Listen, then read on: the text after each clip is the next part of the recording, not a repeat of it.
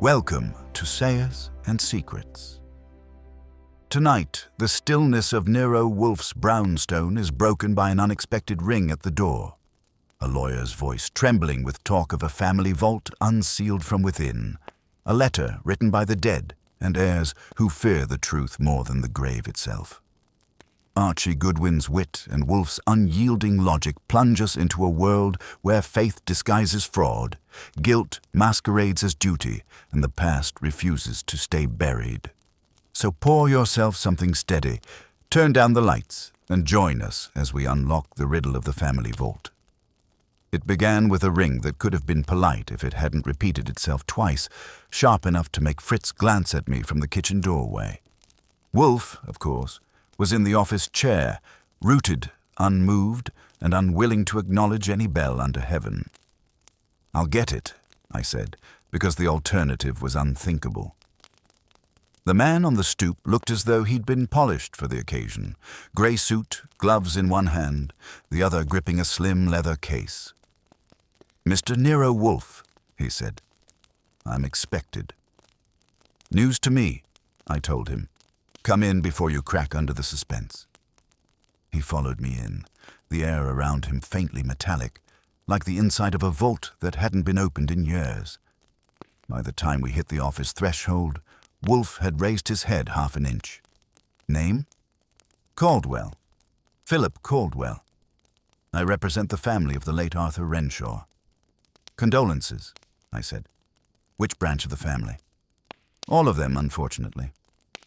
He sat when I pointed, though his spine stayed straight as a crowbar. Wolfe made a small sound, not approval, not curiosity, something in between, and gestured toward the beer tray. I poured. "Proceed," Wolfe said. Caldwell opened his case and drew out a folded envelope thick with age. "Mr. Renshaw was interred last month in the family vault at Greenbrier Cemetery. 3 days ago, the caretaker found the vault door unsealed from the inside." I whistled. A drafty afterlife. Caldwell didn't blink. The casket was intact, but on it lay a new envelope, addressed in the deceased's hand, dated the day after his burial. Wolfe's lids drooped, which for him was equal to another man's gasp. "You are certain of the handwriting?" "Beyond doubt. I have samples." He passed them over. I took them to Wolfe, who examined the loops and strokes with a look that could have pressed flowers. "You will not expect me," Wolfe said, "to validate necromancy." Caldwell's voice tightened. "I expect you to determine who among the living placed that letter there, and why it accuses an entire family of theft." I asked. "How big a family?" "5 direct heirs," he said. "1 housekeeper still on the estate, and myself, though I'm not kin." "Lucky you," I muttered. He laid a small photograph on Wolfe's desk, an ornate iron door inset with a cross and a rusted lock. "The police treated it as vandalism. They sealed it again, but the letter vanished overnight. I recovered it, briefly. Someone entered my rooms yesterday." Wolfe's brows climbed a millimeter. "You will leave the document with me." "I can't. It's gone again." That got even Wolfe's chin up an inch. "Lost?" "Stolen by one of them, or someone they hired." Fritz chose that moment to bring in the beer, a diplomatic act if ever there was one. Wolfe took his glass, sipped, and fixed Caldwell with the kind of patience that could outlast a glacier. "Mr. Caldwell," he said, "I detest trespass, physical, moral, or intellectual. Yet you have tempted me. Archie, note the particulars. A family vault, a posthumous letter, 5 heirs, 1 missing document." "Noted," I said. "Any of them living close enough for us to smell?" Caldwell nodded. "All reside at the Renshaw estate in Westchester. They refuse to discuss the matter. I'm convinced one fears exposure." Wolfe leaned back, fingertips touching. "Exposure is a curative. You shall furnish their names, occupations, and such scraps of temperament as you can recall. Archie will record." While Caldwell dictated, I scribbled, Edward Renshaw, eldest, financial type, nerves of wire. Sylvia Renshaw, widow, gracious as frost. Martin Renshaw, nephew, debts rumored. Clara Renshaw, cousin, artist with temperament. Agnes Blake, housekeeper, loyal till it pays not to be. When he finished, Wolfe grunted, A compact menagerie. You will engage my services formally. Caldwell produced a check, pre-signed and unblinking at the amount. Wolfe glanced at it and gave me the faint nod that meant accepted. One further point, Caldwell said, rising. The vault was sealed again this morning by order of the church. Yet tonight the caretaker insists he heard something within. I opened my mouth. Wolfe beat me to it. Superstition thrives on echoes. Still, Archie, prepare for a drive tomorrow. We shall inspect the Greenbrier vault. Tomorrow? I said. You mean outside? He shut his eyes. Your levity fatigues me. Yes, outside. Bring the car. Caldwell inclined his head, relief warring with dread.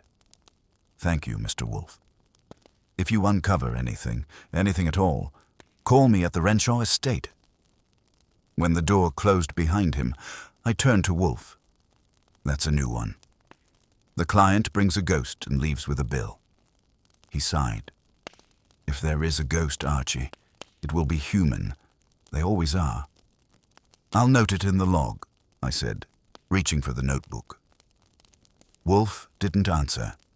He was still watching the door as if the molecules where Caldwell had stood were rearranging themselves into something worth his attention. When he finally spoke, it came out slow enough to be carved on marble. Archie, the vault, Greenbrier Cemetery. Find its custodian and confirm the details. Who discovered the breach, who resealed it, and whether any human foot, policeman or otherwise, entered between those events. I grunted. Sure. And if the caretaker heard whispers from within, should I bring him an aspirin or a priest? Bring him accuracy, Wolfe said. It is rarer. He lifted his glass again, sipped, and added, You will also inquire who possesses the keys to that vault, apart from divine providence. I flipped the pad closed. That's going to be a lively crowd. Renshaws, Caldwell, the caretaker, and anyone who likes midnight strolls among marble angels. Do not decorate, he said without raising his eyes. Report. That ended the conference. I pocketed the notebook, pulled on my hat, and headed down the hall toward the front door. The smell of Fritz's dinner drifted after me, promising better company than I was likely to find outside. At the curb, the sedan looked as loyal and weary as I felt. By the time I'd maneuvered it down 9th Avenue, the city had its usual after-dusk tone, horns arguing, windows glowing, and the wind sneaking in through the crack where the glass never quite met the frame. Greenbrier's caretaker turned out to be a man named Petrowski, a cross between a lamp-post and a question mark. He met me by the iron gate, lantern in hand, and started talking before I asked. Was sealed tight, mister. Cement fresh. Then one morning the padlock's hanging loose like someone melted it. Police buy that story? I asked. He spat in the gravel. They called it kids. But kids don't leave fresh footprints in neat shoes, size 11. And they don't put an envelope on a coffin either. That perked my ears. You saw it? Saw it, touched it, turned it over. Said Renshaw on the front in fancy script. Figured one of the family forgot something. Went home, came back next day, and it was gone. Door shut again, cleaner than I left it. I wrote while he talked, the lantern throwing our shadows across the marble names. Who's had the keys since? Only me and Reverend Bell. Church keeps the duplicates in a safe. Anyone else who might have slipped by? He hesitated. There's a young one, Martin. He comes late sometimes. Says he's paying respects, always after 9. Respect at that hour sounds ambitious, I said. What's he look like? Tall, nervous, smells like gin and gardenias. That was enough for Wolfe to chew on. I thanked Petrowski, dropped a bill into his palm to keep his conscience upright, and made it back to the car.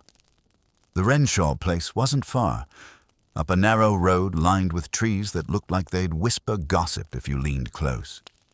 The house itself sat in the kind of moonlight that makes honest shingles look guilty. A woman opened the door before I could knock. Her hair was silver in the porch light, and her eyes had that calm that comes from living with too many secrets to bother hiding any. More. "You're from Mr. Wolfe," she said. Not a question. "Right, Archie Goodwin. You must be Mrs. Renshaw." "Sylvia," she said. "Come in. The others are deciding what to think." Inside, the place smelled faintly of lilies and long conversation. I followed her through a hall where portraits watched us with the same disapproval Wolfe used for parsley. The parlor had 4 occupants, each more decorative than welcoming. Edward Renshaw sat in a wing chair, clutching a pipe he wasn't smoking. Next to him, Clara, sharp-boned and impatient, was sketching something invisible in the air with her fingers. Martin leaned against the mantel, glass in hand, looking like he'd been poured instead of born. And at the edge of it all stood Agnes Blake, the housekeeper, solid as a ledger book. I introduced myself. The silence that followed had edges. Edward cleared his throat. "We've no further wish to discuss, the incident. Caldwell acts without authority." "I'm not here for his authority," I said. "Just details. Who found the vault open, who's missing what, and why a dead man's handwriting is making the rounds." Clara's laugh was short. "If Uncle Arthur's writing letters, I'd like to send him my bills." "Do," Martin said. "He might finally pay someone." Sylvia turned a look on him that could have frozen soup. "Archie, was it? You'll forgive us. This family has lost too much dignity to waste more." "Dignity's durable," I said. "Truth's what chips first." That won me a small, unwilling smile from her and a glare from Edward. "Mr. Goodwin," he said, "you'll tell Mr. Wolfe this household wants no interference. The police are satisfied." "Sure," I said. That's what people usually say before they hire him twice. Agnes spoke for the first time. "Begging pardon, sir, but the Reverend told me the vault was sealed proper yesterday." I was there. "Then it's been sealed 3 times in a week," I said. "That vault's getting more attention than a bank." Her mouth twitched. Maybe it deserves it. That hung in the air like a draft until Sylvia cut in. "Agnes, please." I pocketed my notebook. "One last thing. Any of you notice anyone around the grounds these nights? Someone who doesn't belong?" Martin set his glass down hard enough to argue with gravity. "Are you suggesting—" "I'm suggesting nothing," I said. "Just asking what you've seen." "No one," Edward said quickly, "and that will be all." Which meant it wouldn't. I thanked them with the kind of politeness that could be taken as an insult, let Sylvia show me to the door, and asked her quietly, "Who wanted the letter gone?" Her hand lingered on the knob. "All of them, but only one would risk being seen." "Which one?" She met my eyes, calm again. "The one who believes the dead's still right." That kept me thinking all the way back to Manhattan. When I pushed into the brownstone, Wolfe was still in the same position, as though the chair had been built around him. "Well," he said. I gave him the rundown. Petrowski, the gin-scented nephew, the family's polite frostbite, and Sylvia's parting remark. He listened, eyes half shut, hands tented. He said when I finished. "A vanished letter, a restless vault, and a family allergic to candor. We shall require leverage." "Which brand?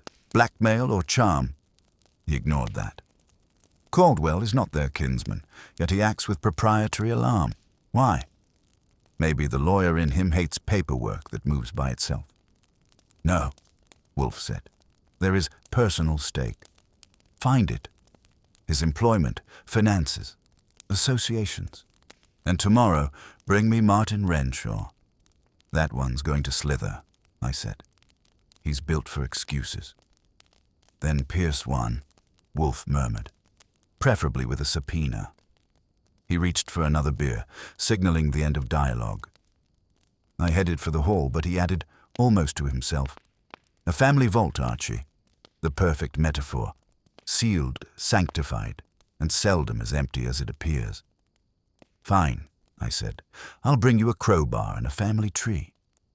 "Don't bother with the crowbar," Wolfe said without opening his eyes. "Bring the man instead. If he is as unsteady as you claim, he will rattle himself." "Sure," I said. "And when he does, should I collect him in a paper bag or a martini glass?" His lids rose 1/8 of an inch. "In my office, Archie. Preferably upright and discreetly." That meant the morning was booked whether I liked it or not. I left him to his beer and went upstairs to file the notes, while the typewriter decided whether it wanted to cooperate. It did, grudgingly.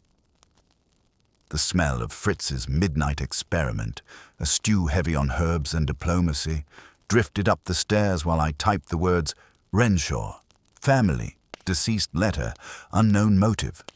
It read like a headline in the Twilight Gazette.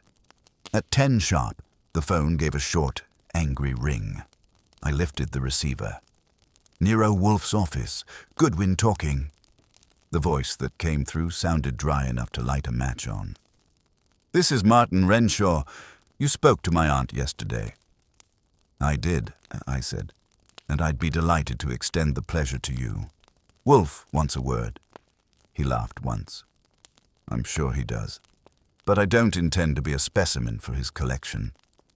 "Then that's your mistake," I said. "He doesn't collect. He classifies. And you're already on the list." There was a pause, the kind where someone looks at a decision and doesn't like any side of it. "I'll come at noon," he said, and hung up before I could congratulate him. I turned toward Wolfe. "He's on his way." Wolfe grunted, which I took for approval. We shall see if his arrival precedes his alibi. At 12 sharp, the bell rang. I opened the door to find Martin Renshaw, standing there in a grey suit that had seen better hangers. His eyes had that nervous glaze I'd seen in too many poker games, the look of a man bluffing with nothing higher than a 9. "You're punctual," I said. "It's refreshing." "I don't intend to linger," he said, brushing past. "Then make it quick and enlightening." Wolfe hates dull speed. When he stepped into the office, Wolfe's eyes opened like shutters taking in daylight. "Mr. Renshaw," he said, "you've had the misfortune to inherit property and suspicion simultaneously. Sit." Martin sat, but the way a cat sits near a dog, ready to bolt. "If this is about that letter, you're wasting time. Caldwell's making a circus of it." "Indeed," Wolfe said. "He claims a document written after your uncle's death in your uncle's hand, accuses the family of theft. You call that a circus? Why? Because it's absurd. My uncle was eccentric but not supernatural." "Supernaturality is not at issue," Wolfe murmured. "Forgery is." Martin shifted. "I don't forge." "No," Wolfe said. "You gamble, a subtler vice, but more ruinous." That hit the target. Martin's face stiffened. "Caldwell's been talking, I suppose." "Your bartender has," I put in. Or maybe it was the gin and gardenias. He turned on me with a glare that might have melted weaker wallpaper. "I don't know what that caretaker told you, but—" Wolfe interrupted softly. "He told us enough to place you near the vault on nights when decent men sleep. What did you seek there, Mr. Renshaw?" Martin's mouth opened, closed, and tried again. "Peace. That vault is family ground. I go there to think." Wolfe's brows rose slightly. "Think with a chisel. The lock was tampered with." "That wasn't me." He leaned forward, desperate now. "Look, my uncle's affairs were complicated. Caldwell was supposed to handle the trust. There was talk of missing securities. I thought maybe he'd hidden records in the vault. I wanted to find them before Caldwell twisted things further." "Splendid," Wolfe said dryly. "You broke sacred ground in pursuit of secular profit. Did you find anything?" "Nothing. Just the coffin. I didn't touch it. But someone, Wolfe said, placed a letter upon it, and someone else removed it. If not you, who? Martin shook his head hard enough to loosen the truth if he had one. Ask Caldwell. He's obsessed with that vault. Claims the dead man promised him something. Money. Recognition. My uncle trusted him more than the family. It infuriated Edward. He said no outsider should manage Renshaw property. An admirable prejudice, Wolfe said. One that occasionally breeds homicide. Martin paled. You think someone? I think, Wolfe said, that your uncle's hand may have written nothing, yet someone desired to make it appear otherwise. The art of resurrection is useful when it frightens the living. The silence after that could have wrapped a coffin. Martin rose, tugging his cuffs. If you think I forged that letter, you're wrong. Caldwell's the only one who profits from chaos. Indeed, Wolfe said. Then we shall test whose chaos is more profitable. When he'd gone, I said, You're letting him walk? For now, Wolfe replied. A man that nervous will obligingly convict himself by deed. He turned to me. Call Inspector Kramer. Tell him to locate that letter if it exists. He will growl, but he will look. Kramer did both. You're chasing ghosts, he said over the line. I've got real corpses to manage. Then treat this as preventative medicine, I told him, before the next corpse arrives engraved with calligraphy. He muttered something about Wolfe's appetite for nonsense, then promised nothing and hung up. Wolfe, meanwhile, had shut his eyes again. I knew the signs. The grey cells, if Poirot had any, would have envied the silence in that office. Finally, he said, Archie, there is a line between the tomb and the living that someone has blurred. The motive is not affection for the dead, but protection from the truth. You will revisit the estate. With what pretext? Charm, he said. Failing that, insolence. That part came naturally. I was halfway to the door when the phone rang again. Wolfe frowned but nodded for me to take it. Goodwin here. The voice was a whisper wrapped in panic. Mr. Goodwin, this is Agnes Blake. You'd better come. The vault's been opened again. My hand tightened on the receiver. Opened? How? I don't know. The cement's cracked. The lock's off. The caretaker's gone. Gone where? Her breath hit the line. That's just it. We can't find him. I turned to Wolfe. The vault's had another visitor. The caretaker's missing. He opened his eyes, wide now. Take the car, he said. Bring what you find, if it still breathes. I didn't wait for a second invitation. The door slammed behind me before Fritz could ask whether I'd be back for lunch. If the vault had been unsealed again, someone was running out of places to hide their conscience, and I intended to be there when it ran out completely. Still breathing's optional, I said. But Wolfe had already shut his eyes again, which in his language meant both dismissal and command. I grabbed my hat and went out, taking the steps 2 at a time. The car engine objected to being woken up for a midnight errand, but I persuaded it. Manhattan lights blurred behind me as I headed north, chewing on the idea of a caretaker who walked out of his own cemetery. The iron gates of Greenbrier were half open, and a figure with a flashlight stood waving me in. Agnes Blake, no coat, face drawn tight as a purse string. She caught my arm before I'd closed the car door. Thank heaven, she said. I didn't know who else. Save the him, I told her. Show me the vault. She led me down the gravel path between rows of angel wings and good intentions carved in stone. The air had the cold, still smell of metal and flowers left too long. When the beam of her flashlight hit the Renshaw vault, I saw the damage. Cement split around the lock like a smile carved with a knife. Who found it this time? I asked. I did. I was walking home from the estate kitchen. Something white caught my eye. White, she pointed. A folded scrap of paper lay against the door seam, pinned there by the wind. I bent, took it, and unfolded it under her light. 6 words in a shaky scrawl. The vault keeps what it swallows. That's new literature, I said. Anyone see you pick it up? She shook her head. No one's been near except me. I called the caretaker's cottage first, but he wasn't there. His lantern's gone, his bed still made. Maybe he got tired of ghosts and transferred to a livelier graveyard. She didn't laugh. There's more, she whispered. The cement dust. It's fresh. Whoever did this came within the hour. That was enough to make the hairs on my neck stand at attention.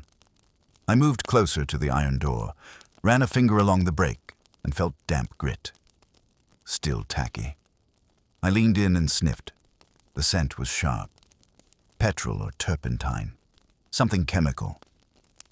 Who keeps supplies for sealing? The church, she said. Reverend Bell supervises.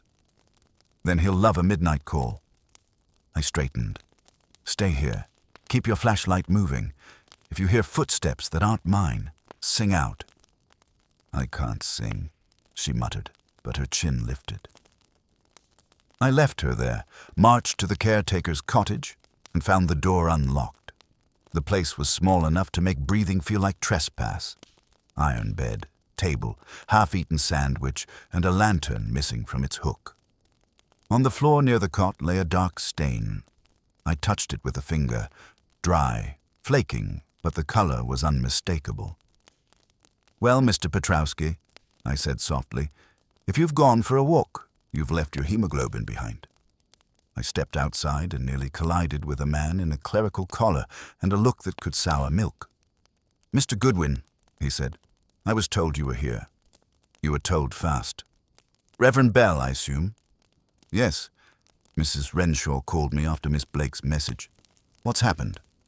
Your cemetery's hosting an uninvited excavation. The vault's cracked again, and your caretaker may be auditioning for the wrong side of the pulpit. He crossed himself reflexively, then followed me back down the path. When we reached the vault, Agnes was still there, light trembling. The Reverend looked at the damage and went pale. Good Lord, this is sacrilege. It's also recent, I said. You've got keys. He fumbled them out. Yes, but we shouldn't. We should, I said, taking them. The door resisted, groaned, then swung open with a sound that would have pleased a horror movie sound man. My flashlight swept the stone floor. The coffin was still there, lid intact, dust coating it like grey velvet. Nothing else, except against the far wall, a folded jacket and a pair of work gloves. Agnes whispered, those are his. Petrowski's? Yes, he never left without them. I crouched, picked up the gloves. They were damp, not from rain. Something oily, the same sharp scent from the cement. This stuff's everywhere, I said. If I were a betting man, and I am, I'd say someone mixed a solvent to fake a break-in, loosened the seal, left the mess, made it look like the vault opened itself. Reverend Bell wiped his forehead. Why? Why terrify us with this? To hide something in plain sight, I said, or to draw us here while something else happened. The beam of my light touched the coffin again, and that's when Agnes gasped. The cross, it's gone. What cross? The small brass one that rested on the lid. I polished it yesterday. I bent closer. A clean rectangle showed where it had been. No dust, no print, just absence. Fine, I said. The vault hasn't swallowed anything. It's been feeding someone. We sealed it again with Bell's key, and I told him to keep the gate locked and his mouth tighter. On the walk back to the car, Agnes stopped me. You'll tell Mr. Wolfe? Oh, I'll tell him, I said, and he'll tell me what's hiding behind all this sanctified nonsense. When I rolled up to the brownstone, the windows glowed faintly. Wolfe was in his chair, a book on Roman horticulture closed beside him. He didn't look up. Report, he said. I gave it to him straight. The note, the cracked cement, the missing cross, and the caretaker's vanishing act. He listened with that stillness that always made me think of a panther considering digestion. "So," he said finally, "the vault was opened to suggest intrusion, yet something was taken rather than inserted. The letter gone first, now the cross. Both symbols, both capable of implying piety or guilt. And the caretaker, possibly silenced or complicit. Either way, he is now a ghost more genuine than the one they feared." I leaned on the desk. "You think someone's building a story, making the dead talk for them?" "Precisely. Caldwell's account provided the fiction. The thief now embellishes it. The letter accused the living of theft. The cross's disappearance amplifies divine reproof." "That's poetic, but it doesn't explain who's playing author." "It does, if you consider audience," Wolfe said. "Who benefits from frightening the Renshaws into disarray? Who gains leverage while they quarrel and hide?" "Caldwell again," I said. "He's got motive and mobility." "Too obvious," Wolfe murmured. "No, someone inside uses Caldwell's alarm as camouflage. Find Edward Renshaw. Inform him that Mr. Wolfe has deduced a spiritual swindle and wishes to discuss salvation, financial and otherwise." I smiled. "That'll bring him running." Wolfe closed his eyes again. "Do not jest. Bring him before supper." I reached for the phone. "I'll get him, and if Petrowski's ghost shows up first." He lifted a hand, heavy and final. "Invite him as well, Archie. We may at last learn which of them truly left the vault." So I did the next logical thing. I dialed Edward Renshaw. The man answered like someone who'd been practicing indignation since breakfast. "Mr. Goodwin," he said, voice crisp as a winter apple. "If this is another intrusion into family grief." "It's an upgrade," I told him. "Mr. Wolfe's requesting your presence at his office tonight. You might call it an appointment with logic. I'm not at liberty to travel into the city." "Then you're in luck. Liberty's not required, only motive. And I think you've got one." That got him breathing heavier. "Motive? For what exactly?" "Why don't we discuss it with Wolfe? Bring the widow too if she needs a chaperone." "Say 7:30. He started to object, then stopped. "Very well, I'll come. But understand, I expect to end this nonsense permanently." "That's Wolfe's specialty," I said, and hung up. When I turned, Wolfe's eyes were open again. He agreed. He's coming with threats and righteousness, both in evening wear. "Excellent. Have Fritz prepare the dining room. I wish him comfortable before I make him uncomfortable." At 7:15, the bell rang precisely once. The kind of restraint that comes from generations of family portraits watching you disapprove of the help. I opened the door to Edward Renshaw and Sylvia beside him. He wore indignation like a boutonniere. She looked calm enough to have embroidered her serenity on the drive down. "Mr. Wolfe will see you," I said, leading them to the office. Wolfe rose half an inch from his chair, a gesture he reserves for tax audits and duchesses, and waved them toward the red leather seats. "Mr. Renshaw, Mrs. Renshaw," he said, "your family exhibits remarkable stamina in preserving secrecy. Unfortunately, secrecy is the currency of crime." Edward stiffened. "If you accuse us—" "I accuse nothing. I observe." Wolfe shifted his weight a fraction. "Your caretaker is missing. The vault has been desecrated thrice. The cross upon your uncle's coffin removed. Do you imagine this a coincidence of rats?" Sylvia answered before her husband could explode. "We don't know what to imagine, Mr. Wolfe. We only want it to stop." "It will stop," Wolfe said, "when the hand behind it loses its tool." "Tool?" I repeated. He nodded. "The forger or the frightened accomplice. The mechanism by which illusion gains body." Edward's jaw worked. "If you're implying anyone in my household—" "I'm implying everyone," Wolfe said evenly. "Including yourself." That silenced him. I could see his fingers tightening on the chair arm, the nails whitening. "Tell me," Wolfe went on, "who among you knew the combination to your uncle's safe before he died?" Edward blinked. Safe. In the house, yes. The combination was known to Caldwell and myself. And the contents? Deeds, securities, perhaps letters. I haven't opened it since the funeral. Why not? Wolfe asked. Because it's indecent. Indecency, Wolfe said dryly, is often a matter of timing. The safe remains locked. Yes. Then the forgery was not made from any document inside it. That narrows our field. Sylvia leaned forward. Forgery? You believe the letter is false? Of course, Wolfe said. Your late husband's hand may have penned words once, but not after his interment. Yet someone with access to his correspondence imitated his script convincingly enough to alarm Caldwell. Edward muttered, Caldwell has been seeking to control the estate. Perhaps he forged it. Perhaps, Wolfe agreed. But he lacked opportunity to deposit it within a sealed vault. You, however, did not. That made Edward shoot upright. This is outrageous.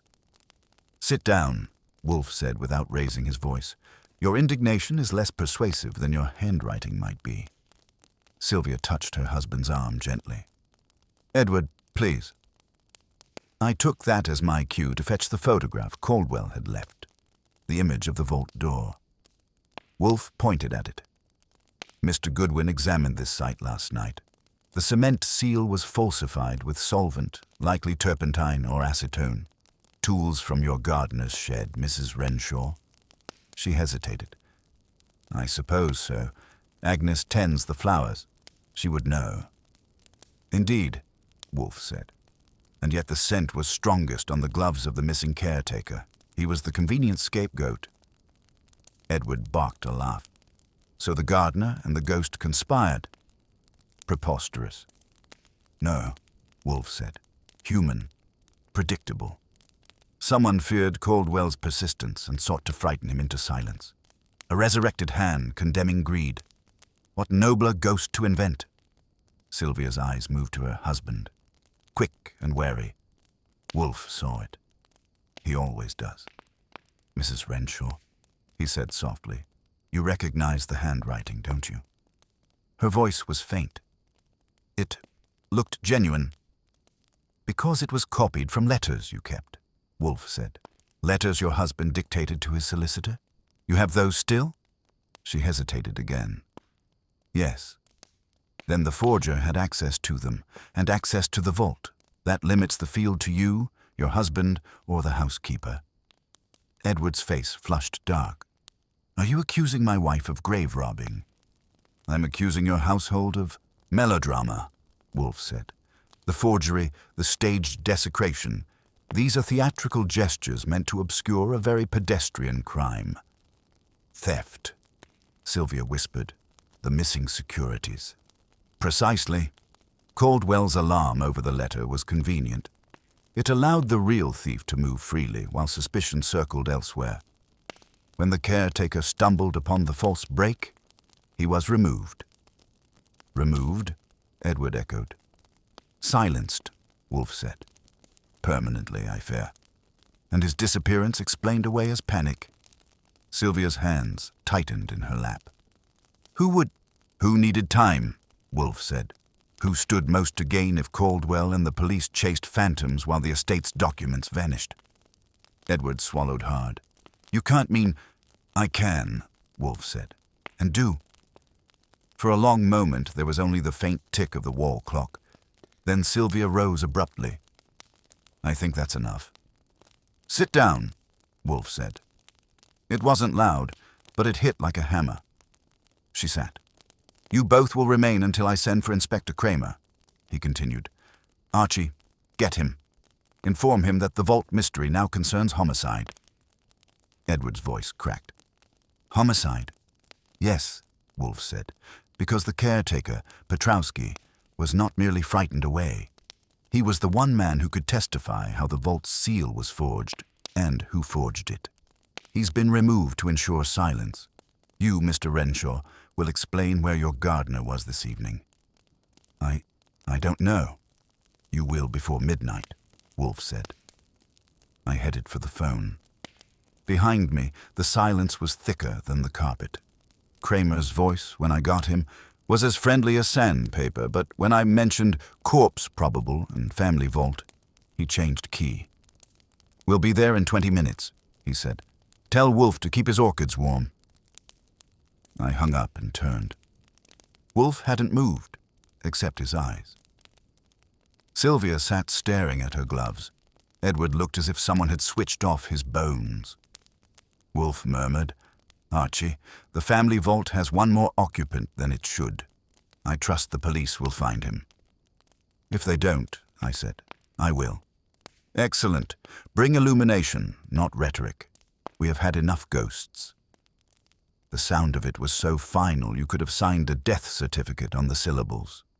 Sylvia's head snapped up, and Edward's knuckles turned the color of paper. The bell rang before either could answer. "That'll be Kramer," I said. "He's early for a man who hates our company." "Escort him," Wolfe murmured, "and keep your tongue leashed until he's seated." Kramer came in like a thunderstorm with a cigar. "All right, Wolfe. Where's the dead one?" "Possibly still misfiled," I said. "Try the Renshaw family vault under unexpected tenants." He scowled. "You've got jokes? Let's have facts." Wolfe inclined his head toward the Renshaws. "Inspector, meet our benefactors. Their family tomb appears to have been repurposed as a post office for forged correspondence." Kramer looked from one to the other. "I'm listening." I gave him the quick run. The forged letter, the caretaker's vanishing act, the broken seals, and the missing cross. When I finished, his jaw was working the cigar like it owed him money. "So you think the caretaker's dead?" he said. Wolfe's lids drooped. "I think he ceased to function as a witness. That often coincides with death." Kramer grunted. "And who's my candidate?" Wolfe pointed, not dramatically, just a small tilt of the finger toward Edward. "The gentleman who stood most to lose from revelation. But before you fasten your manacles, you will go to the vault. There you'll find proof." "Proof," Kramer repeated. "Orchids and hunches don't count." "You'll find," Wolfe said, "a body and a small brass cross clenched in its hand." The caretaker attempted to return what was stolen before he was silenced. Sylvia gasped. Edward turned to her, but she wasn't looking at him. She was staring at Wolfe, horror dawning like a bad sunrise. "How could you possibly know that?" she whispered. "Because," Wolfe said, "only a frightened servant tries to restore balance with symbols. The cross was meant to cancel his complicity." Kramer stubbed the cigar in an ashtray that had never deserved the honor. "You're saying he helped fake the break-in, then got himself eliminated for conscience?" "Precisely," Wolfe said. "You will find residue of solvent on his gloves, the same on the vault door. But he tried to undo the act by replacing the cross, and someone caught him." Kramer turned to me. "You saw the gloves?" "I did. Slick with something sharp enough to take paint off a Buick." "All right." He jerked his head at Edward. "You're coming with us." Edward's voice came out strangled. "On what charge?" "Suspicion," Kramer said. "It's a fine word. Covers a multitude of sins." "I won't go," Edward said, standing. "Sit," Kramer growled. "Don't make me educate you." Sylvia rose too, her composure cracked. "Inspector, please. My husband wouldn't. He couldn't." Kramer ignored her, already heading for the door. "Come on, Goodwin. Your witness. Wolfe, if this turns out to be your bedtime fable, I'll make you write the apology in ink." Wolfe merely closed his eyes. "Do bring the cross, Inspector. I dislike unresolved metaphors." We took Edward Renshaw to Greenbrier. The drive up was quieter than a funeral rehearsal, which fit. Edward sat beside me in the back, face pale, jaw tight. Kramer smoked like he was feeding the engine with nicotine. When we reached the gates, the fog clung to the iron-like cobwebs.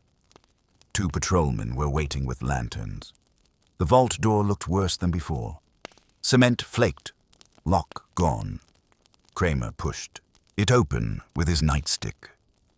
The air that came out was damp, sweet, and heavy enough to taste.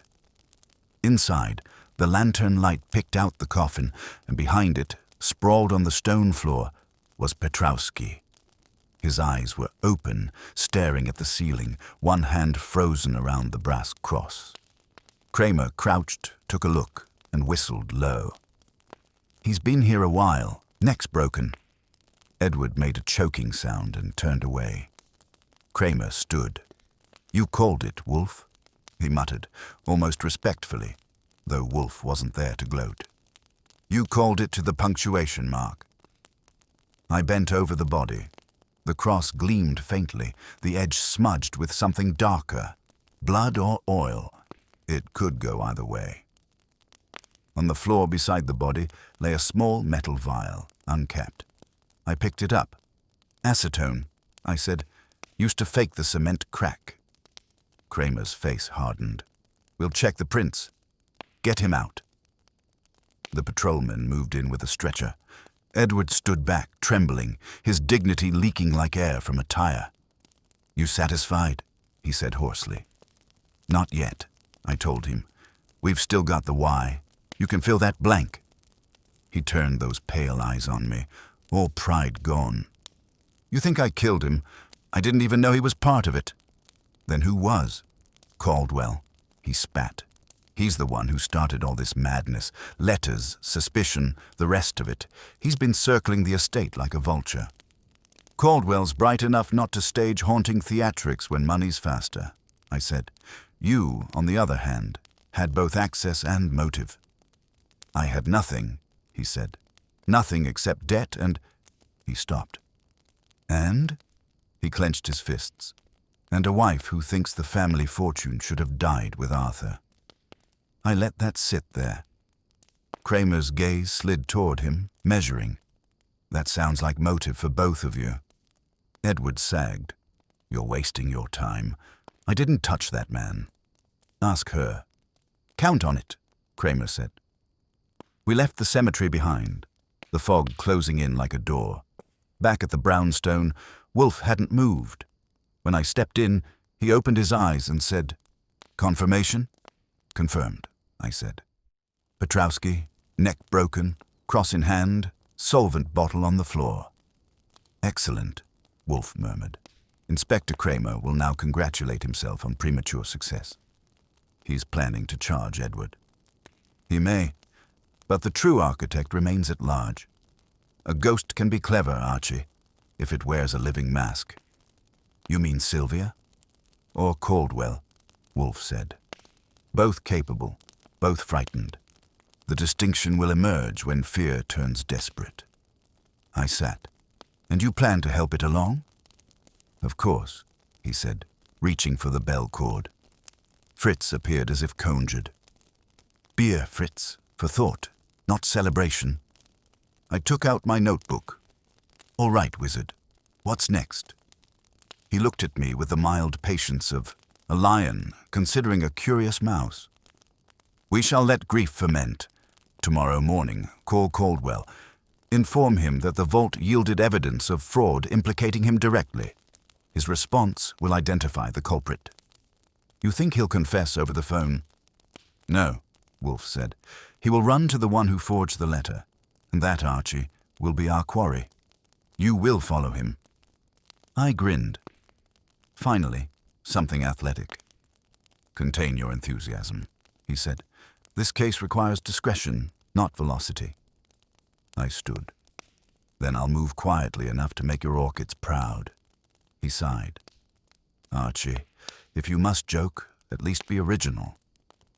"Original enough to keep you awake," I said, but he'd already leaned back, lids down, one finger marking a place in his book. That meant the rest of the night belonged to Fritz's dishes and my thoughts, which, being less edible, weren't much company. When dawn brushed the windows, Wolfe's voice came through the doorway without his eyes opening. "Archie, Caldwell." "I'm on it." I picked up the phone, dialed the number on his card, and waited through 3 polite rings. Caldwell answered sharp. "Yes?" "Goodwin, Nero Wolfe's office. We've got updates from your friendly neighborhood vault." "I'm listening." "Petrowski's dead. He had the missing cross in his hand. The police think the show's over and you're headlining it. Silence thickened on the line, the kind that isn't ignorance, but calculation. That's absurd, he said finally. Why would they think? They've got your letter, your story, and now your motive. If you've got another explanation, Wolfe's waiting to hear it, in person. His breath hitched, then steadied. I'll come. Half an hour. Fine, I said, and bring your honesty. It's in short supply. I hung up and turned to Wolfe. Hook baited. He nodded once. Good. Observe him carefully. He will betray whom he fears. The bell rang 29 minutes later. Caldwell stepped in with a face carved from fatigue and defiance. His gloves were gone, his hands restless. Wolfe gestured him to the chair without greeting. You have, Wolfe said, an unfortunate reputation for diligence. The police believe you overreached in pursuit of your client's secrets. Caldwell bristled. Nonsense. I serve the estate, not myself. Indeed, Wolfe murmured. Then you will not mind clarifying certain curiosities. For instance, the forgery. You identified the handwriting as Arthur Renshaw's. On what basis? I've handled his letters for years. I know his hand as I know my own. Yet you misjudged, Wolfe said. Or pretended to. Caldwell's face hardened. You're suggesting I forged it. I'm stating it was forged. Whether by you or for you remains to be proven. The caretaker's death complicates the matter. He may have been your instrument. That's a lie. Sit down, Wolfe said, and the tone made sitting automatic. You visited the vault before the first desecration. You had reason. Your control over the estate was threatened by the heirs' quarrels. A letter accusing them of theft would restore your influence. That's fantasy. Then explain the solvent, Wolfe said. Your office contains an identical bottle. I took the liberty of confirming that fact through Mr. Goodwin. I nodded. Your secretary was helpful. Said you used it to remove wax seals from old correspondence. Caldwell's eyes darted toward me, then away. That proves nothing. It proves habit, Wolfe said. And habit, Mr. Caldwell, is the foundation of crime. You used the solvent on the vault, staged the breach and left the letter. But someone discovered the trick. You silenced him. Caldwell rose halfway. I did no such thing. Wolfe didn't blink. Then name who did. He faltered, mouth opening and closing. It must have been Edward. He was furious that I managed the estate. He wanted full control. Wolfe sighed.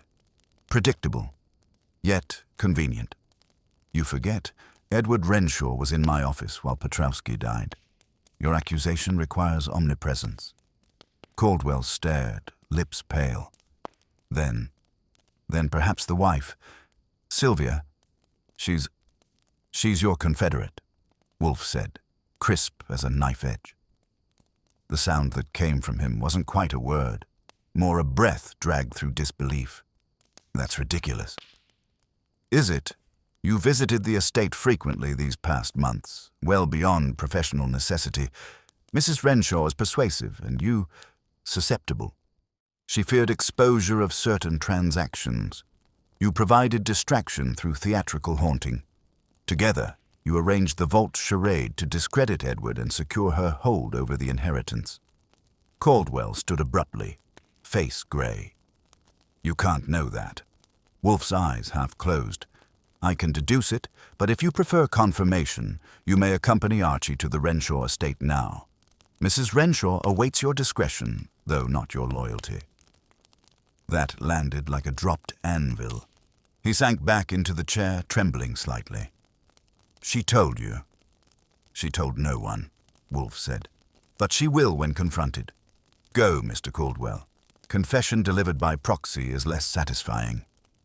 He looked from Wolfe to me and back, lips tight. You'll regret this.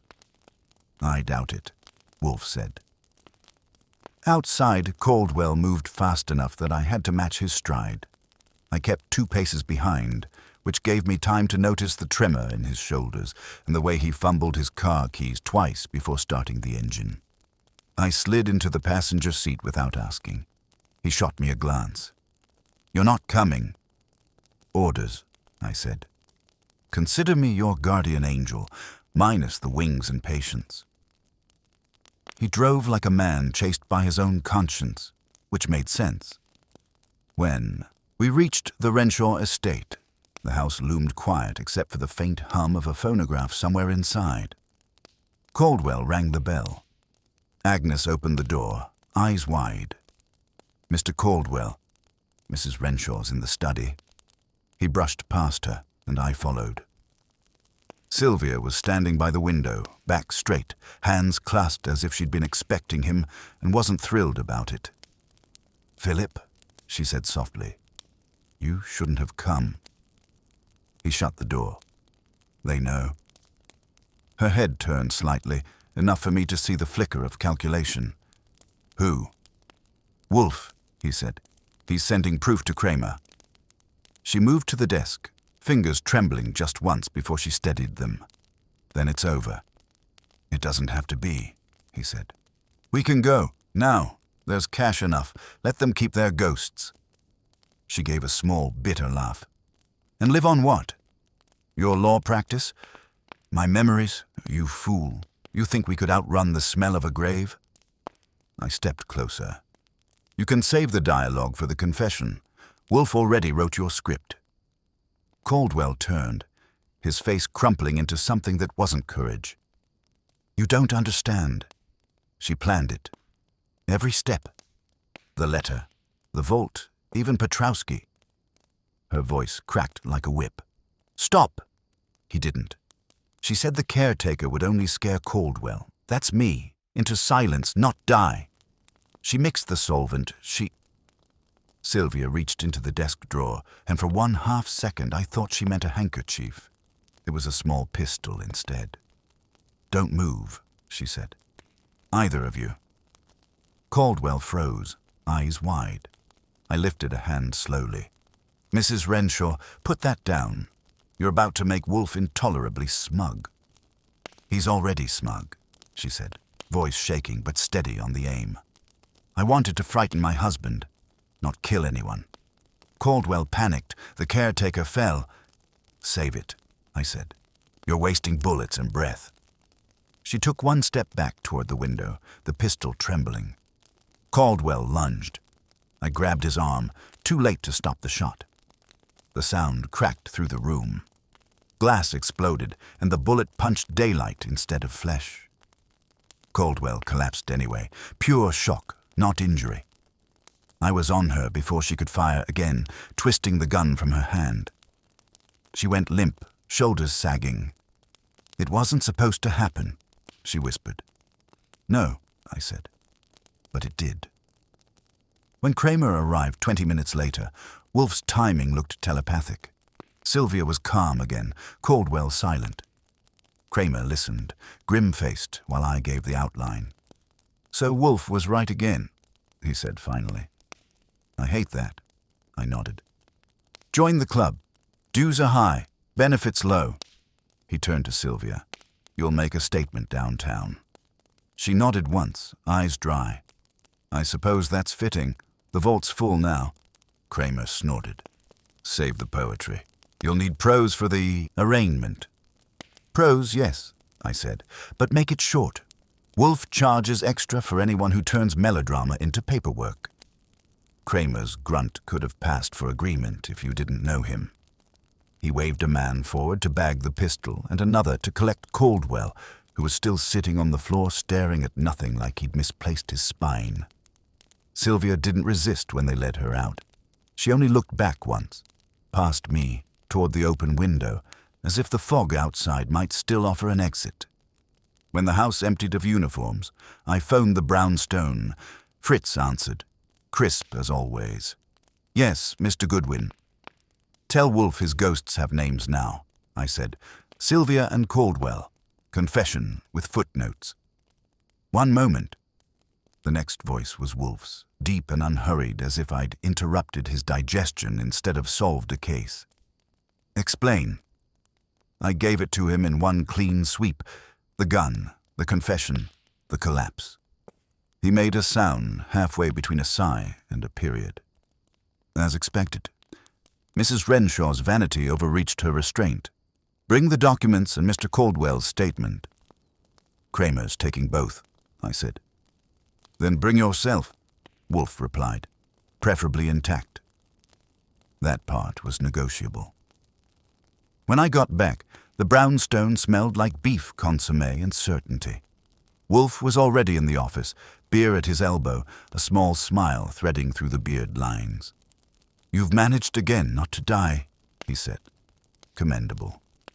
Barely, I told him. The lady had aim, but no conviction. Caldwell's singing soprano for the police, and Kramer's pretending he thought of it all first. Of course, Wolfe said. He must defend his livelihood. He set his glass down. You observed Mrs. Renshaw's demeanor. Was it remorse or relief? Neither, I said. It was exhaustion. Like she'd been keeping her heart in a vault too long and finally ran out of air. Poetic, Wolfe muttered, which from him was either compliment or diagnosis. The letter, the forgery, the cross, all devices to justify guilt already chosen. She feared financial ruin, so she sought moral camouflage. Caldwell supplied the craft, Petrowski the muscle, and each in turn became her liability. Until the gun finished the payroll, I said. Precisely. He leaned back. The law will settle the remainder. I will send my bill tomorrow. I grinned. You'll need a poetic invoice. Services rendered. Exorcism of family hypocrisy. Bah. He reached for the bell cord. Fritz, my beer. Then to me. Archie, you will prepare the report for the files. Title it Renshaw, Vault, not Ghost. I detest sensationalism. Sure, I said, but the newspapers won't. They may froth, he said, so long as they spell my name correctly. Before I could reply, the phone rang again. Fritz picked up and handed the receiver over. Inspector Kramer, he said. I took it. Goodwin. Kramer's voice sounded like gravel being stirred with a stick. Tell Wolfe his theory checks. The cross had Sylvia's prints, Caldwell's on the vial, and Petrowski's neck shows manual pressure. Clean triangle. He's right, damn him. I'll engrave that, I said. You done with Caldwell? For now. The DA wants statements in the morning. Wolfe's free to gloat. He already started. Figures. A pause, then quieter. You tell him the vault's sealed again. Church took care of it. Maybe it'll stay shut this time. Maybe, I said. Night, Inspector. When I hung up, Wolfe was studying me like a chess piece he'd misplaced and just remembered winning with. Kramer is appeased. As much as a man who hates being right in the wrong way can be. He's closing the vault, literally. Good. Wolfe's fingers laced under his chin. The dead should not require supervision. Maybe not, but the living sure do, I said. Caldwell's confession names both of them. He says Sylvia meant only to frighten Edward, and Petrowski got in the way. Accidental push during an argument. Self-serving twaddle, Wolfe said. There are no accidents when guilt is premeditated. She chose terror as a tool, and terror obeys no leash. I dropped into the red chair. You know, one of these days I'd like a case where nobody dies and nobody lies. He snorted. Then become a travel agent. Fritz entered, set the beer down, and withdrew without sound. Wolfe lifted it, eyes closing briefly in satisfaction after the first swallow. Archie, he said, the Renshaw affair demonstrates an immutable truth. Wealth and morality are seldom bedfellows. And yet you charge them rent to visit, I said. Civilization must profit from folly, he replied, setting the glass down. Did Mrs. Renshaw say anything before her arrest? Just one line, I said. She looked out the window and said, the vault's full now. He grunted. A poet to the end. She'll find her audience less receptive in court. Caldwell's not much of a lyricist either. kept saying it wasn't supposed to happen. That's what they all say. Indeed. Wolfe leaned back, eyes half closed. Evil is rarely intentional in its own mind. The conscience arranges excuses, like flowers over rot. I couldn't resist. There's the sermon. I'll pass the plate. You'll pass the report, he corrected, and then you will have dinner. Fritz has prepared pheasant. That almost redeems homicide, I said. He opened one eye. Nothing redeems homicide, but dinner mitigates reflection. Go. I typed the report while the typewriter hummed like an overworked conscience. Wolfe dictated the closing paragraph himself, precise as a verdict. The instrument of deception was not ink, but fear. Once invoked, it demanded blood. Case closed. When the keys stopped clicking, I looked over at him. You think Kramer'll ever thank you properly? He already has, Wolfe said, by leaving. I chuckled, stacked the pages, and set them in the folder. So ends the haunting of Greenbrier. Incorrect, he said, eyes opening. Ghosts do not end. They merely change residence. Doubtless the Renshaw heirs will carry theirs admirably. He reached for his beer again, and the motion, slow and exact, marked the official close of business. I rose, flicked off the desk lamp, and left him to his silence. The kind that isn't peace, just completion. I said, Then what's that look for? Wolfe didn't answer immediately. He was still staring at the folder as if it had insulted his orchids. The silence stretched until I could hear the radiator muttering, Archie, he said finally, the vault remains full, but not of what we think. I don't follow. You seldom do until I draw a map.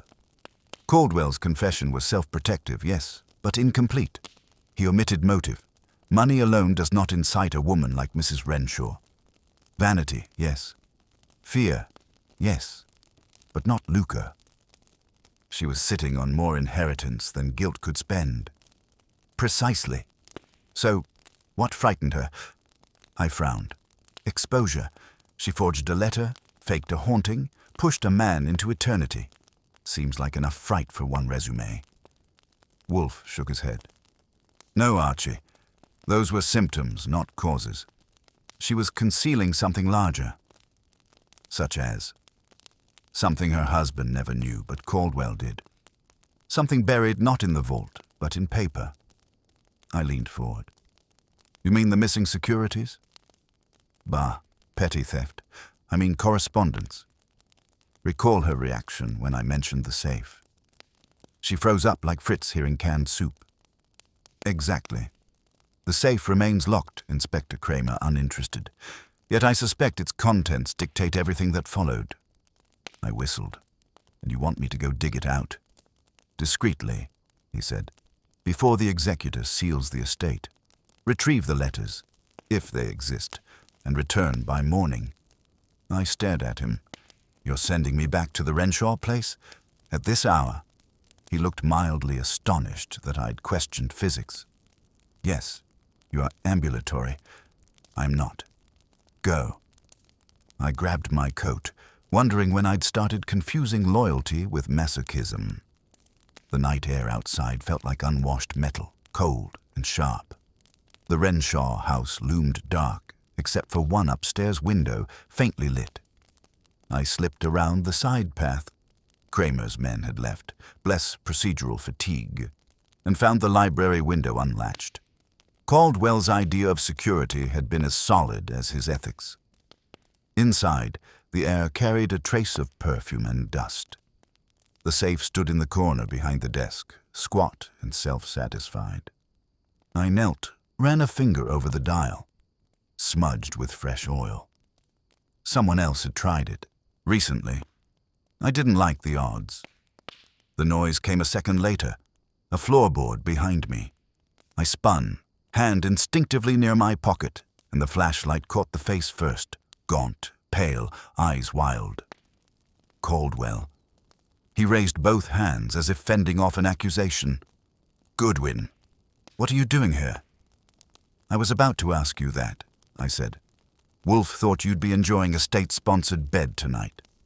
I posted bail. I needed to finish something. Try confessing. We already heard that song." He shook his head violently. "You don't understand. There's a letter, Arthur's real letter. It's here. Sylvia found it months ago." That perked me up, meaning the forgery wasn't entirely fiction. "It was built on a fact," he said, voice low. "Arthur wrote a confession before he died, about a fraud, an embezzlement in his firm. He named names. Edward's mine, hers. Sylvia found it and panicked. She forged another version, blaming no one specific, to destroy the real one. And where's the genuine article?" He pointed at the safe. "In there. She told me she'd hidden it the day before the funeral. I came to destroy it before the police." A sharp sound cut him off. A creak, soft but close. We both turned. A shadow detached itself from the doorway. Agnes Blake stepped forward, pale in the dim light, a small revolver steady in her hand. "You won't destroy anything," she said. I groaned. "Does everyone in this story come armed by subscription?" Her eyes never left Caldwell. "You've done enough damage. Mr. Wolfe was right. You're both guilty." "Put it down, Agnes," I said. "You're late to the confession party." "No," she said. "I've known all along. Mrs. Renshaw wasn't the only one who wanted that letter gone." Caldwell swallowed. "You were in it too. I kept the household running while all of you played saints. When she found the letter, she showed me.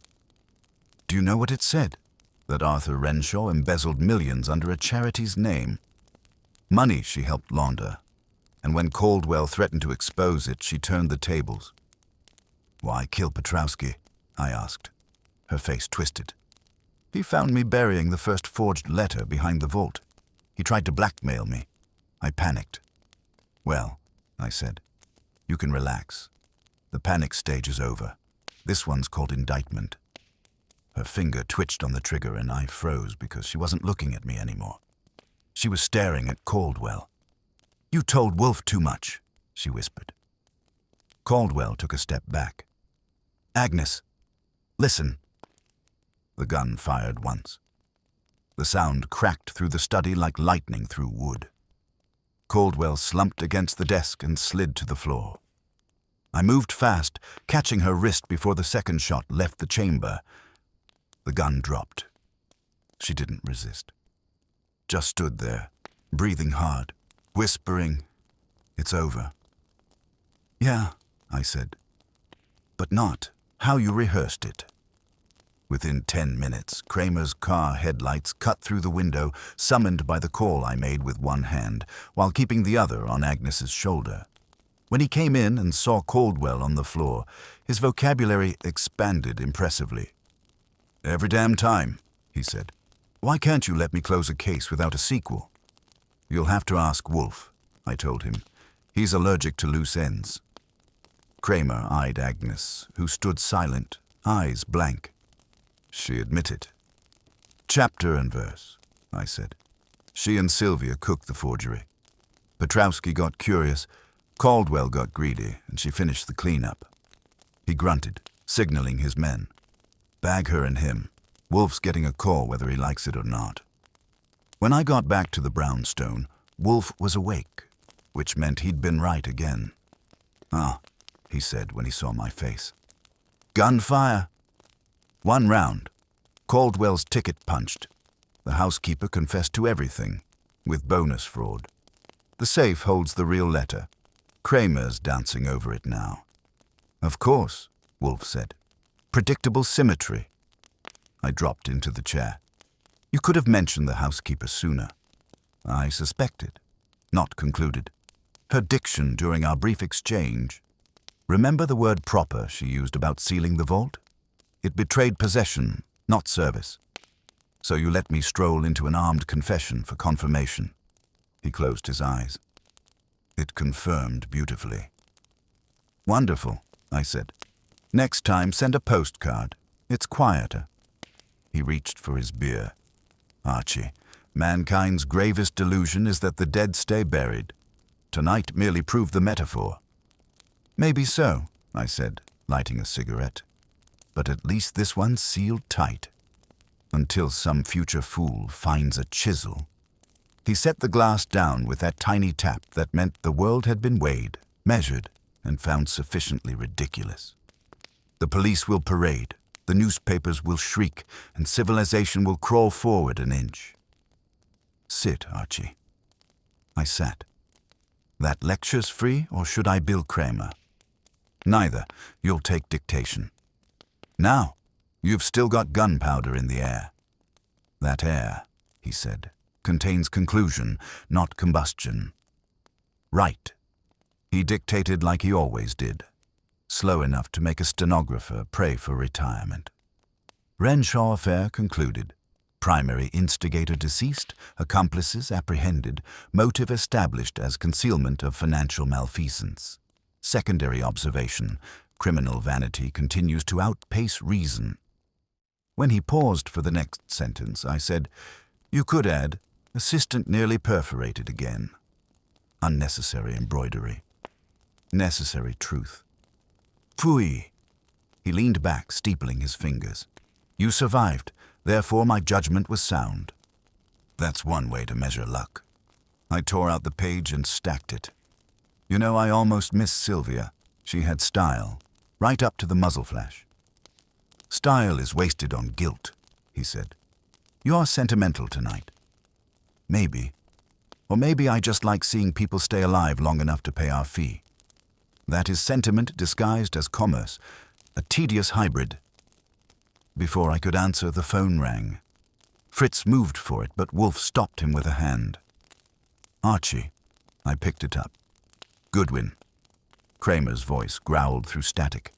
Tell Wolfe he wins again. The letter from the safe matches Agnes's story, word for word.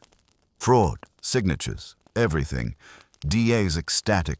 And for once, nobody's arguing jurisdiction. Congratulations. I'll send him your regards in writing under protest. You do that. Oh, and Goodwin? Next time your boss predicts a corpse, try warning me before it drops. Saves me paperwork. He hung up. I turned. You're officially infallible. I always was, Wolfe said. Kramer merely catches up sporadically. He reached for the beer again, but didn't drink. Archie, what precisely did Mrs. Renshaw say before her arrest? Quote her. I had to think. She said, the vault's full now. He nodded. And Agnes? She said, it's over. There you have it, both false. I frowned. Come again? Neither of them grasped that their vault was never of stone.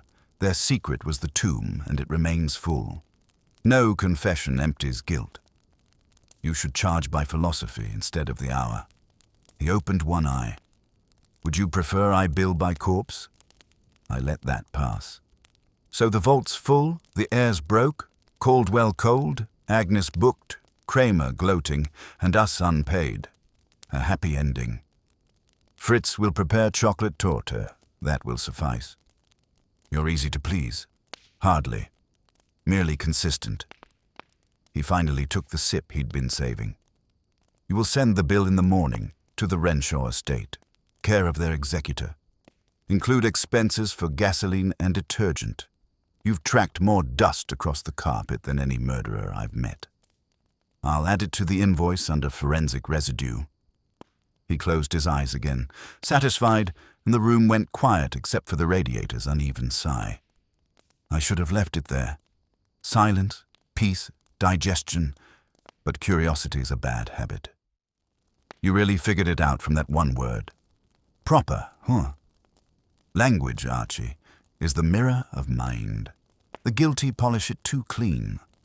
Yeah, well, next time maybe I'll take up accounting. Less polish, fewer guns. Do, he murmured. But remember, you are unfit for arithmetic and indispensable for humanity. That was Wolfe's version of affection. I took it. Fritz entered with the torte, silver plate shining. Wolfe accepted a slice as though civilization depended on it. Sit, Archie, he said between bites. Eat. No man should end a murder without dessert. Or a bonus, I said, taking my piece. If you ever raise my salary, I might even stop getting shot at. That would diminish your usefulness, he said. The world requires witnesses. Sure, I said, but does it have to be me every time? He didn't answer, just lifted another forkful and sighed, the kind of sigh that could retire a case file. I leaned back, tasting chocolate, smoke, and the peculiar quiet that only comes when Wolfe decides the world's nonsense has been temporarily tamed. Temporarily tamed, I said. You sound like you've got another ghost warming up. I do, Wolfe replied, licking a crumb from his thumb with ecclesiastical dignity. The ghost of idiocy, which forever haunts civilization. Fortunately, I've exorcised one specimen tonight. Meaning me or the case? The case. You're merely persistent residue. That's touching. I'll frame it under employee appreciation. He gave me half a glance. Archie, cease fluttering your tongue. I am thinking. Can I hum instead? Silence would suffice. That was my cue to lean back, fold my arms, and wait for the moment when his thinking turned verbal. Always a sure sign something unfinished had started scratching his brain. It came 5 forkfuls into the tort. Archie, he said, the vault key, where is it? Kramer's evidence locker, last I saw. Why? Because it is unnecessary. Unnecessary for what? For a sealed tomb. He looked up at me, eyes gleaming like he'd just caught someone trying to sell him synthetic bear. They have sealed the vault, yes, but not the estate. I frowned. You want to audit the wallpaper now? He waved that off. The Renshaw finances. The executor will discover that certain securities reported as missing were in fact never stolen, merely replaced. Replaced with what? Forgery, again. Petrowski was an accessory twice. First to the vault deception, then to financial substitution. Agnes believed she was erasing guilt when she killed him. She was, in fact, destroying the one man who could trace the real theft. Which means someone else pocketed the money. Precisely. He set down the fork and reached for his notebook. Sylvia may have forged letters. Caldwell may have abetted. Agnes may have killed. But none of them possessed the acumen for financial sleight. That required professional hands. You're not going to say Caldwell again. He's cooling in the morgue. No, another professional, the accountant. I blinked. Accountant. There was no accountant in this circus. There always is, Wolfe said. Renshaw's firm had one. Howard Bellamy. He supervised charitable transfers. His name appeared once in the executor's correspondence, which you failed to note. I fail lots of things you remember to mention only after dessert. Then retrieve him now. Call his office. If he answers, tell him Mr. Wolfe wishes to congratulate him on his new inheritance. I did. The phone rang long enough to make boredom suspicious. Finally, a woman answered. Secretary voice, brittle and sleepy. Mr. Bellamy's office. Goodwin, Nero Wolfe's. Is the boss in? There was a pause. Then, he hasn't been in since noon. He said he had to see a client in the country. Which country? I don't know. Westchester, maybe? He didn't say. I thanked her and hung up. Guess where his client lives? Renshaw Estate, Wolfe said, already pushing back the chair with enough force to rattle the beer glass. For him, that was a sprint. He went for the real securities. He will return for the profit. And what do? Hide behind a hedge with a flashlight? You will intercept him discreetly before Kramer does. Bring him here, alive, if possible. That's generous of you. I was halfway to the door when he added, Archie, should he resist, remember that persuasion is an art, not a contest. Sure, I said. I'll use my brush and palette. The night had turned mean. Low clouds, a hint of drizzle, and that particular chill that makes a man think of locked doors. I parked a block short of the estate and went in on foot. The police tape fluttered yellow near the drive, but no guard was posted. Either Kramer had closed shop or the state of New York was getting cheap with man-hours. The house was dark except for one square of light in the library. I took the garden route again, found the same window, and listened. Someone was inside, drawers opening, paper whispering. I eased the latch, pushed, and slipped through. Bellamy was exactly what accountants are supposed to look like: thin, efficient, and terrified of daylight. He had the safe open, a briefcase half-packed with certificates and envelopes. When he turned, his face went the color of old flour. "Don't faint," I said. "You'll wrinkle the evidence." He froze, papers still in hand. "Goodwin, this is perfectly legal." "Sure. Tomb robbing's a growth industry." "I came to recover the estate's property." "From yourself?" I asked. He swallowed. "From misplacement. Mrs. Renshaw asked me to hold certain securities during her husband's illness. She feared misuse. Then she died trying to cover your bookkeeping, pal. That ledger's closing." He dropped the papers, then made the mistake of lunging for something under the desk. I got there first. The briefcase snapped shut on his wrist, and he yelped like a man caught stealing communion wafers. "Easy," I said, twisting the case free. "You're too civilized for heroics." He glared. "You have no right. Talk to Wolfe about rights. He collects them with fees." He backed away, rubbing his wrist. "You can't prove anything." "Maybe not," I said, "but that briefcase can." He looked at the door. I looked at him, looking. Then I said, "Don't." He did. He made it 2 steps before the rug tripped him like a moral principle. I grabbed him, turned him around, and marched him out to the car. He sputtered all the way to the brownstone.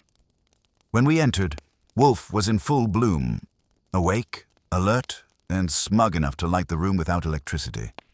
"Ah," he said. "Mr. Bellamy." Bellamy tried for dignity. "I came here voluntarily." "Indeed," Wolfe said. "So did all my guests under protest." "Sit." He sat. "Archie," Wolfe said, "open the briefcase." I did.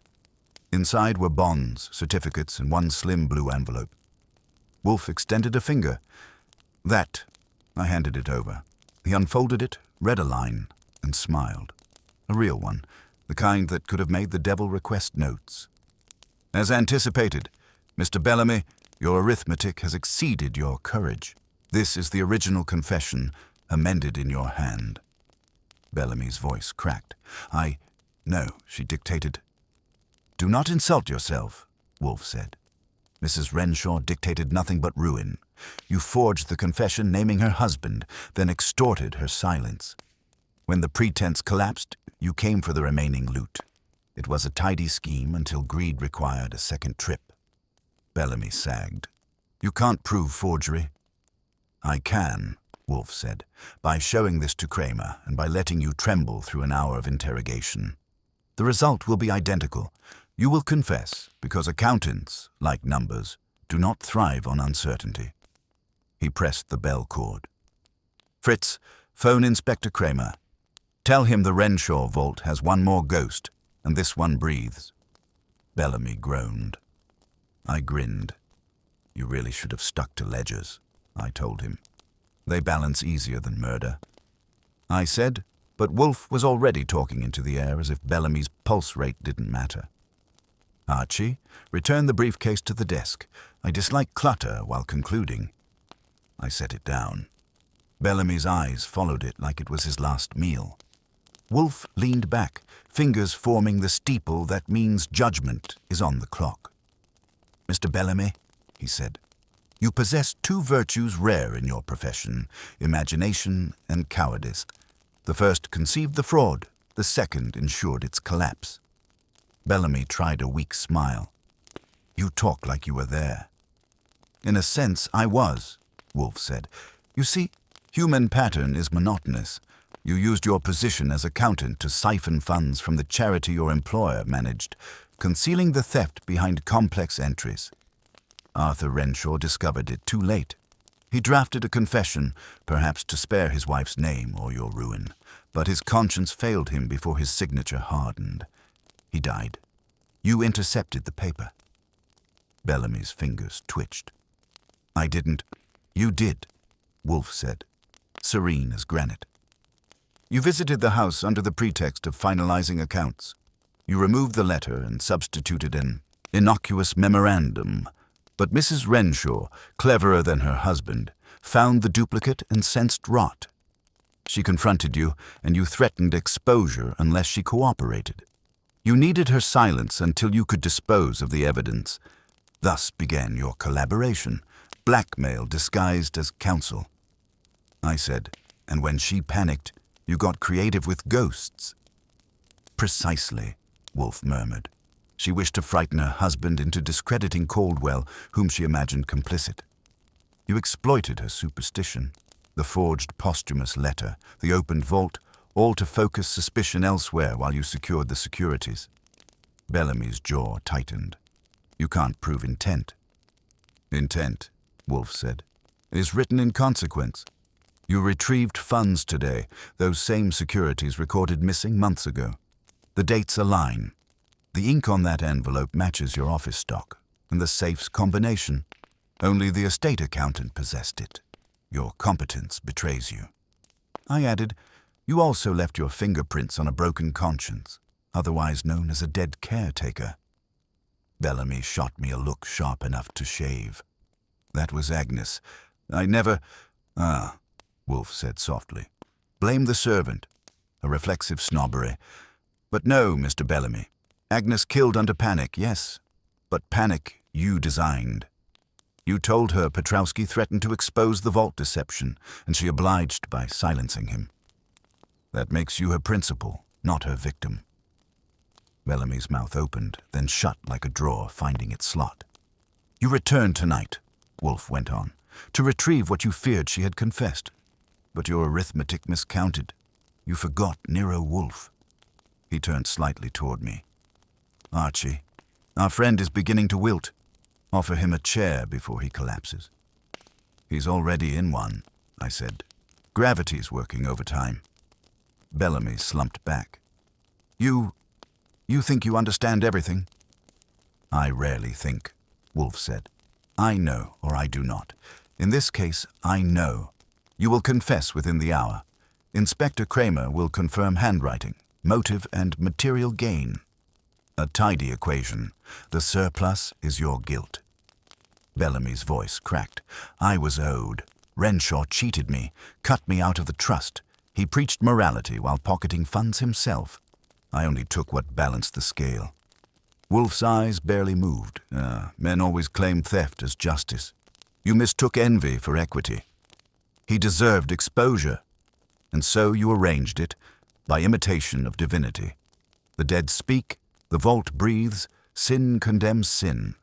Magnificent theatre, Mr. Bellamy, but vulgar art. You should have stuck to numbers. They lie less elegantly. He dropped his head, the fight draining like air from a punctured tire. She was supposed to take the blame, he whispered. Sylvia wanted her husband ruined. I wanted the accounts erased. It was perfect until the caretaker. Until reality intruded, Wolfe said. It always does. One cannot balance morality on deceit. Kramer's footsteps sounded in the hall before Fritz even finished opening the door. He came in puffing, 2 plainclothes men behind him. All right, Wolfe. What's this? Another encore? Wolfe gestured toward Bellamy with a lazy flick. Your culprit, Inspector? A professional bookkeeper with a deficit of ethics. The motive ledger is complete. Kramer eyed Bellamy, then me. He talk? Enough for dictation, I said. You'll get the long version when he runs out of denial. Kramer grunted.